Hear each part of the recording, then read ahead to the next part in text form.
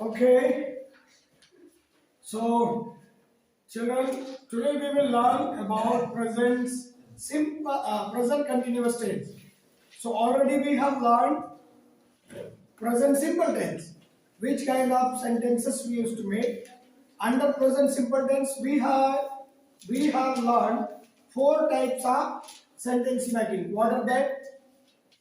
Affirmative sentences and negative sentences and interrogative sentences and interrogative and negative sentences. हमने अभी तक का 4 sentence बनाना सीखा प्रेजेंट सिंपल टेंस में. ठीक है, एक है अफर्मेटिव साधारण सेंटेंस, जैसे I go to school, Ram goes to school, he goes to school, they go to school, we go to school, you eat the mango, eat the mango. ऐसे sentence हमने बनाना सीखा. देन हम लोग नेगेटिव भी बनाना सीखा उसका, है ना. नेगेटिव कैसे बनाते हैं? सब्जेक्ट के अनुसार में डू और डज हेल्पिंग वर्ब जोड़ करके हम लोग नॉट जोड़ते हैं और नेगेटिव सेंटेंस बनाते हैं. So I do not go to school होता है, he does not go to school, she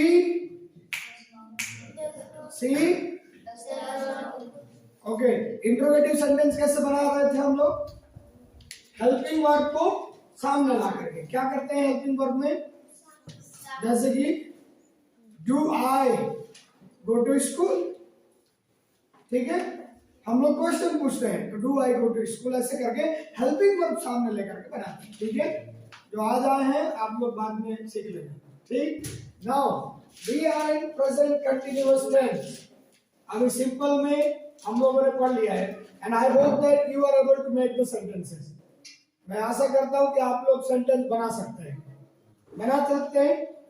present simple tense बोल सकते हैं? पक्का? Okay, now present continuous tense. क्या है? प्रेजेंट. ओके, इस टेंस को जानने के लिए आप लोगों को एक महत्वपूर्ण बात जानना है. ठीक है, जानना क्या है? इस शब्द को देखिएगा आप लोग. क्या है ये? क्या है? कंटिन्यूअस. कौन सा कंटिन्यूअस है? Present continuous. Present means at present, अभी वर्तमान में. अभी वर्तमान क्या? वर्तमान मतलब अभी, राइट नाउ. राइट नाउ को प्रेजेंट बोलते हैं, अभी, अभी का स्थिति. ठीक है, अब ये कंटिन्यूअस है. कंटिन्यूअस का मतलब होता है हिंदी में निरंतर चलने वाला काम को कंटिन्यूअस बोलते हैं. मतलब काम हो रहा है. वर्क स्टार्टेड, काम शुरू हुआ और वो अभी प्रोग्रेस में है. क्या है? अभी प्रोग्रेस में है, काम खत्म नहीं हुआ. ठीक है, काम खत्म नहीं हुआ, ये प्रोग्रेस में है. जैसे कि मैं अपना ही हमारा उदाहरण दे रहा हूं. हम इंग्लिश पढ़ते हैं और अभी पढ़ रहे हैं. अभी क्या कर रहे हैं? क्या कर रहे हैं? क्या कर रहे हैं? इंग्लिश पढ़ रहे हैं या इंग्लिश सीख रहे हैं. ठीक है, ये प्रेजेंट कंटिन्यूअस टेंस. कंटिन्यू कोई काम चल रहा है, उस काम को बताने के लिए प्रेजेंट कंटिन्यूअस टेंस बोलते हैं. ठीक, are you getting? Okay. Hindi बोलने वालों के लिए पहचान, एक लास्ट में पहचान रहता है शब्द में. जो सेंटेंस होते हैं उसमें अक्सर रहा, रही, रहे के साथ हूं, है और है आता है. तो ऐसे सेंटेंस को प्रेजेंट कंटिन्यूअस टेंस में बोलते हैं। ठीक है, वाक्य के अंत में अर्थात सेंटेंस के लास्ट में, at the end of the sentence, if you will find this words, यदि आप इन शब्दों को पाएंगे हिंदी में, रहा है, रहा हूं, रहा है, रहे हैं, ठीक है, रही हूं, रही है, रहे हैं। इंग्लिश में कब, इंग्लिश में इसका मतलब Yeah, I'll tell you. Don't worry for that. I am here to explain. Okay? Hindi वाले समझ लीजिएगा इसको। जब भी ऐसे शब्द को हम बोल रहे हैं, जैसे हिंदी में हम लोग बोलते हैं ना, हम बाजार बाजार जा रहे हैं, बाजार जा रहे हैं, लास्ट में क्या आ रहा है, रहे हैं। ये पहचान है कंटिन्यूअस टेंस का। ठीक है, हिंदी पढ़ने वाले बच्चे लोगों के लिए बोल रहा हूं, इंग्लिश वाले भी माइंड में रखिएगा। ये पहचान है कंटिन्यूअस टेंस का। रहे हैं, यहां था नहीं होगा, प्रेजेंट कंटिन्यूअस टेंस। कौन सा टेंस? था नहीं होगा, लेकिन था दूसरा में होगा, ठीक है, पास्ट में होगा। सो यहाँ जा तो वर्ड या वर्ब है, ठीक है। फिर यहां पर हम बोलते हैं किसी को, सीता क्या है, सीता एक गीत गा रही है, सीता एक गीत गा रही है, लास्ट में क्या है, ओके, आर यू गेटिंग? मैं स्कूल जा रहा हूं, आर यू गेटिंग? मैं स्कूल जा रहा हूं, लास्ट में क्या आ रहा है, रहा हूं। It is in progress. ये माइंड में रखना कि जो भी काम प्रोग्रेस में है, चल रहा है, उस काम को कंटिन्यूअस टेंस में बोलते हैं। क्रिया हो रहा है, एक्शन इज इन प्रोग्रेस, ठीक है, काम हो रहा। मैं अभी इंग्लिश पढ़ा रहा हूं, इंग्लिश ग्रामर या इंग्लिश स्पीकिंग के लिए हम लोग सीख रहे हैं। So it is in progress. समझ रहे हैं कि नहीं? ओके, सो नाउ इतना समझ में रखिए, हिंदी वाक्य में हिंदी वाले इस चीज को याद में रखिएगा सभी लोग। जिस वाक्य के अंत में, सेंटेंस के अंत में रहा, रही, रहे के साथ में हूं, है और हैं, ऐसे सारे सेंटेंस प्रेजेंट कंटिन्यूअस टेंस के अंदर में आते हैं। अब हम इंग्लिश में आते हैं।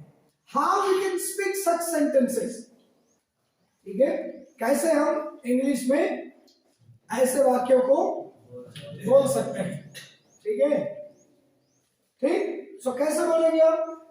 नाउ एक और चीज आपको बता देना चाह रहा हूं, इसमें इसको रखे रहता हूं, एक आध चीज को मिटा देता हूं मैं।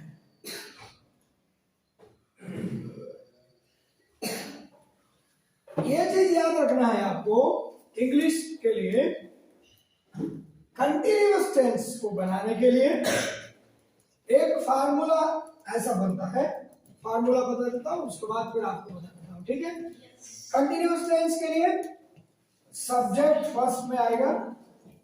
क्या है? सब्जेक्ट, क्योंकि सब पढ़ने वाले हैं, इसलिए सब्जेक्ट बोलने से बाकी जो नहीं जानते हैं आप लोग समझना। पता नहीं आप लोग सुने थे कि नहीं, सब्जेक्ट नहीं सुने होंगे, मैं इसलिए पूछ रहा हूँ, बाकी गुड़िया लोगों के लिए भी, यदि नहीं सुने हैं तो गड़बड़ हो जाएगा, है ना। सब्जेक्ट जो पहले आता है, हिंदी में उसको कर्ता बोलते हैं। जो व्यक्ति काम करने वाला है वो कर्ता हो जाता है। One who does the action, he is the subject here in the sentence, ठीक है, ओके। सो सब्जेक्ट ये कर्ता, उसके बाद आता है हेल्पिंग वर्ब। क्या? हेल्पिंग वर्ब क्या क्या है वो बहुत महत्वपूर्ण है। प्रेजेंट कंटिन्यूअस टेंस में हेल्पिंग वर्ब है एम, इज एंड आर। क्या क्या है helping verb? Am, is, are. Okay, now plus ING form of the verb. ऐसा भी बोल सकते हैं ING form of the verb, और वर्ब का आईएनजी फॉर्म आप ऐसा लिख सकते हैं, ठीक है। ING form of the verb, और इसको कई बार फोर्थ पार्टिसिपल फॉर्म भी बोलते हैं। क्या? हाँ, पार्टिसिपल फॉर्म, वर्ब का पार्टिसिपल फॉर्म और फोर्थ फॉर्म भी बोलते हैं आईएनजी फॉर्म, ठीक है। प्लस वहां जगह नहीं है इसलिए मैं इधर लिख रहा हूं, आपकी कॉपी में जगह है तो उधर लिख देना। प्लस ऑब्जेक्ट, ठीक है, full stop. Are you understanding? Yes. अब यहां पर लिखिए क्या क्या है भाई स्ट्रक्चर सेंटेंस बनाने के लिए। Subject plus helping verb. What is the helping verb? What are the helping verb here? Am, is, are. Okay, M is are. Three helping verbs are there. Helping verbs is in another language auxiliary verb. We used to say auxiliary also. So don't be confused. If someone will say auxiliary verb, then don't count the roof. Okay? ऊपर ऊपर नहीं देखना auxiliary कोई बोल दिया तो है क्या चीज है ये auxiliary verb क्या है? auxiliary verb ही क्या होता है? helping verb. एक्सिलरी का मतलब होता है सहायता करने वाला, ठीक है। तो हेल्पिंग वर्ब को भी सहायक क्रिया बोलते हैं हिंदी में। क्या? जो सेंटेंस को कंप्लीट करने के लिए हमको सहायता करते हैं, ऐसे क्रिया को सहायक क्रिया कहते हैं, ठीक है। Now subject plus helping verb plus ING form. ING form verb का जैसे गो है तो गो का क्या होगा? आईएनजी गोइंग, ठीक है। सिट है तो सिट का सिटिंग। डू है डूइंग। फिर क्या है? ब्रेकिंग, ठीक है। Bring drinking. Then write writing, ठीक है। हाँ रीड का रीडिंग, ओके, समझ रहे हैं। सो वो वर्ब का आईएनजी फॉर्म आएगा प्लस ऑब्जेक्ट। अब समस्या ये है यहाँ पर, ये भी क्लियर करना चाह रहा हूं मैं, एक बार सेंटेंस बनाने के पहले ध्यान से सुनना है सारी चीजों को। हो सके मैं अभी बता रहा हूँ, थोड़ा देर के बाद ना बताऊं क्योंकि माइंड से निकल जाता है, ठीक। इसलिए यहां तीन हेल्पिंग वर्ब है, एम है, इज है, आर। क्या है?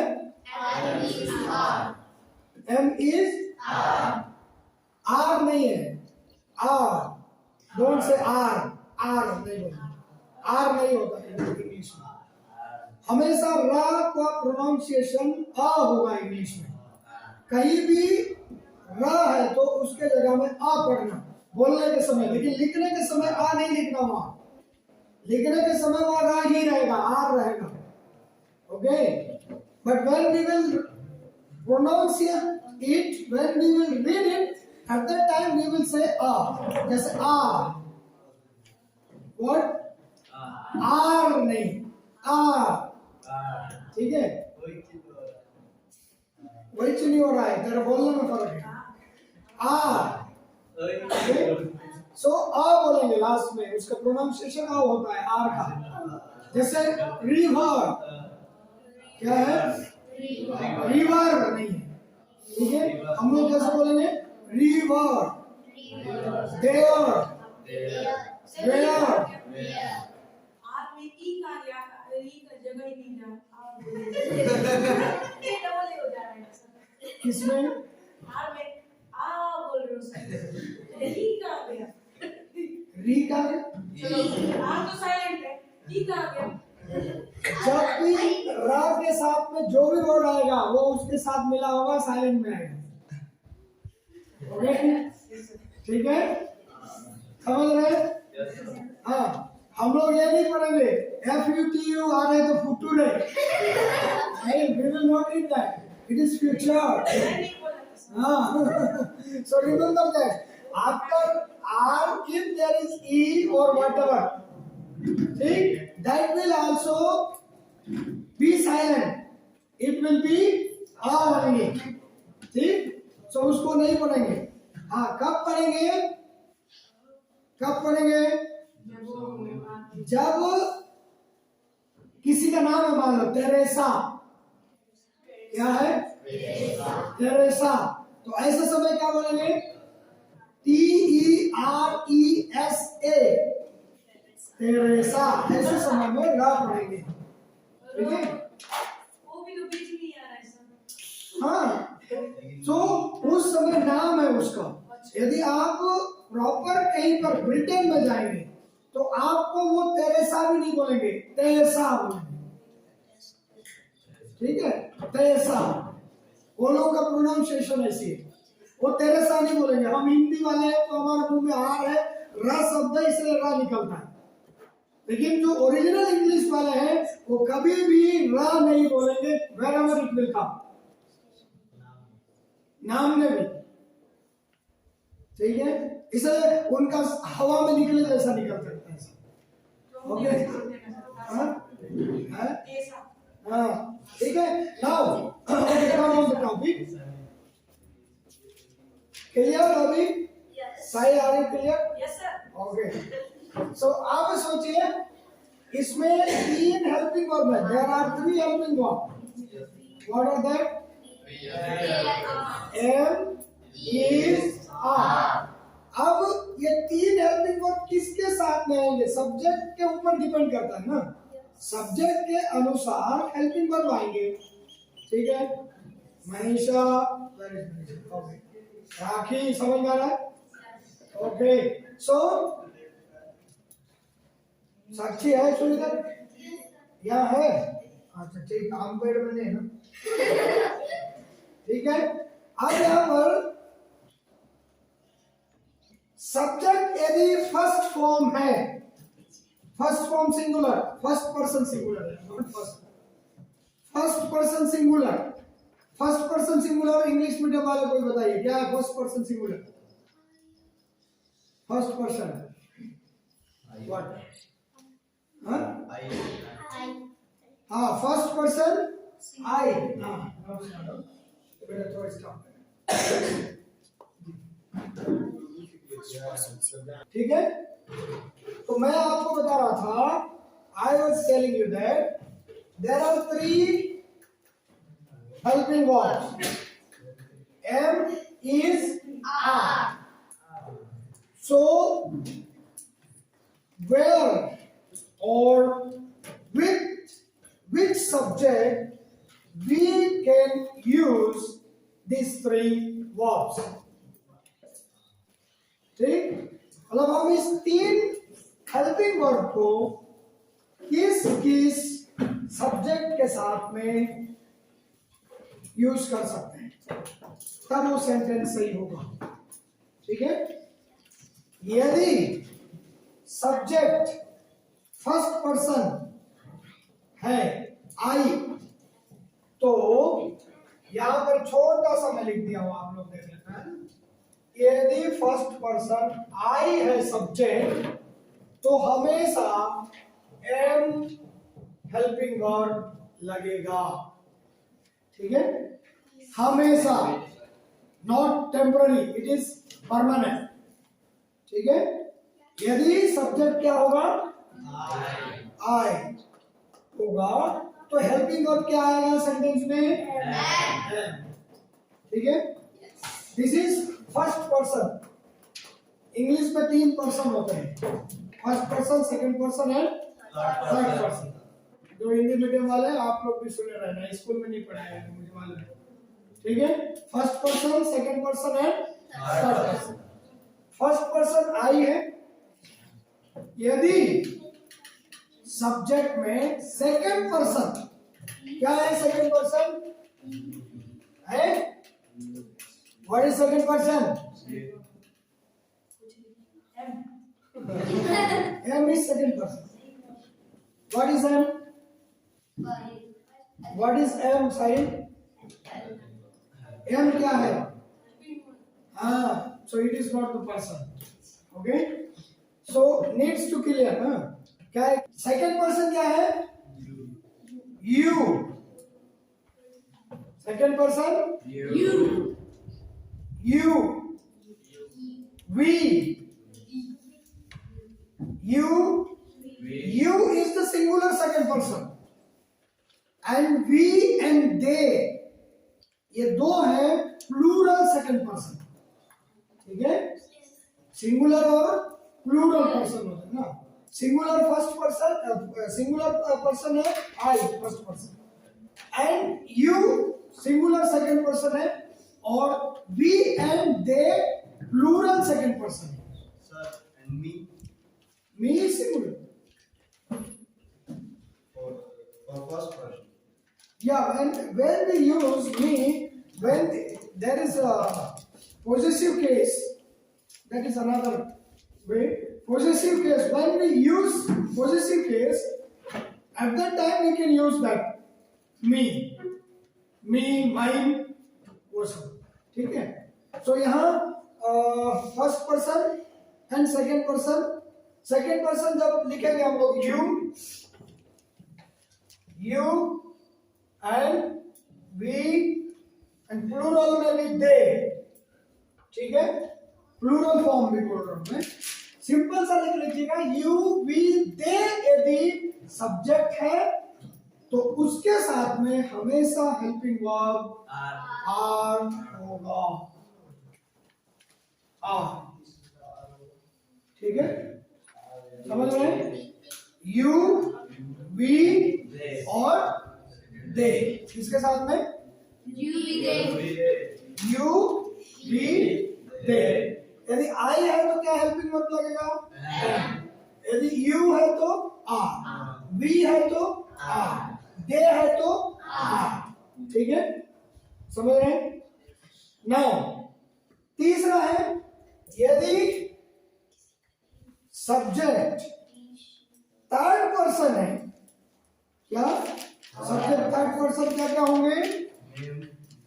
नेम है किसी का, he, she, he, name and it है तो हमेशा हेल्पिंग वर्ब इज लगेगा. ठीक है? सुन रहे हैं? हाँ, ये चीज आपको मालूम हो गया.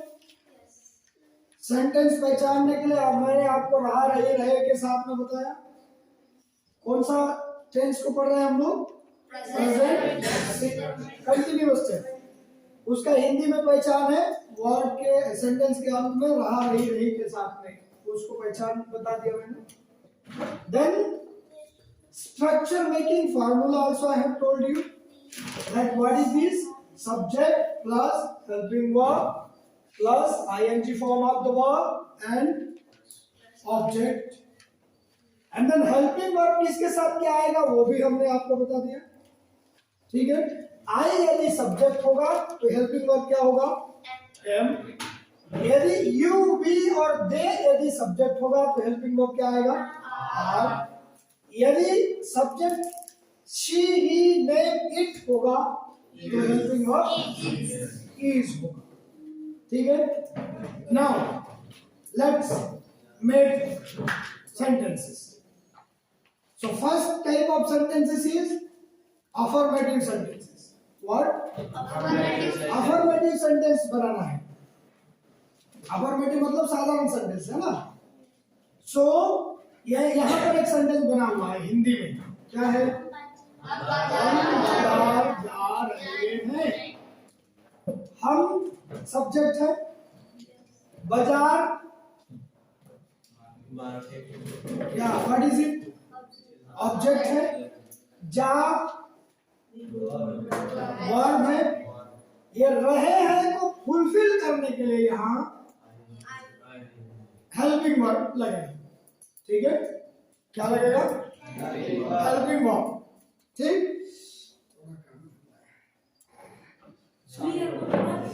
अरे ईयरबड नहीं लाया ना यार, ओके? सुने, नाउ लेट्स कम, आइए, अब हम इसको बनाएंगे। वाह, हम के जगह क्या आएगा इंग्लिश में? We. If there is we, then what will be the helping verb? Eh? Then it becomes silent.